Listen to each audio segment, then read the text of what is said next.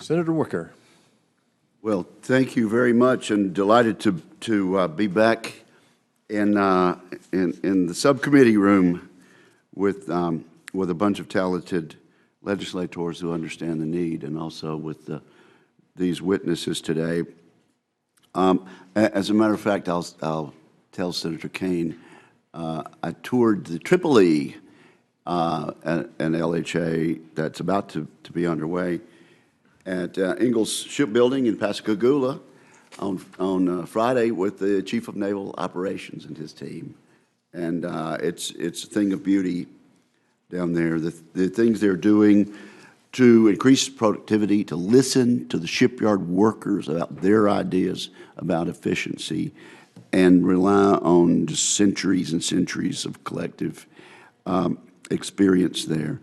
I do have to get these questions in, and so I want to be precise with them. The budget request includes 4 amphibious ships in the Future Years Defense Program, 3 San Antonio-class LPDs, 31, 32, and 33, and the large deck ship LHA-9, which Senator Kane was talking about. I was pleased to see procurement of LHA-9 accelerated. Last year, this subcommittee asked the Navy to review alternative acquisition strategies for amphibious ships to leverage multiple ship contracts, which have saved billions of dollars and provided much-needed industrial base stability, including for destroyers, submarines, and aircraft carriers. In this review, the Navy reported significant savings could be achieved by procuring various combinations of amphibious ships. How important to the Marine Corps is it to maintain a stable industrial base for amphibious ship construction? This is for General Smith. And can you describe the importance of these 4 amphibious ships? And then for Secretary Gertz, can you elaborate on the review that I just mentioned, as well as the Navy's findings, particularly related to these 3 LPDs and the 1 LHA-9? If you can, speak to the timeline for awarding the funding of these ships. Would there be benefits of procuring these 4 ships together? And would the Navy support permissive legislative authorities that would enable such an approach? Senator, so I'll defer to the Secretary on the shipyards and the shipbuilding capacity, although I'm on my way to HII here in the next month or so. I had to cancel a trip there due to some scheduling conflicts, but on my way down there. The import of those ships, the importance of those ships is vital to what we provide to the fleet. So when the Commandant talks about expeditionary advanced base operations, people will often confuse and forget that the best expeditionary advanced base is an amphibious warship that moves, because while it may move 17 or 20 or 25 knots an hour, that's real capability, and that is a real defensive capability.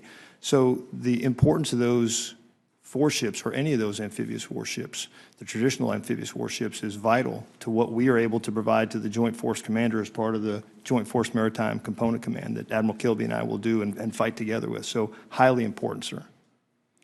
Up to 3,000 troops at full capacity. That's correct, sir. And it's the melding of the kit, the equipment, and those fantastic Marines that are on board, along with their sailors, that are able to really project power and cause a dilemma for the adversary. And that's what. And the F-35 lands right on it.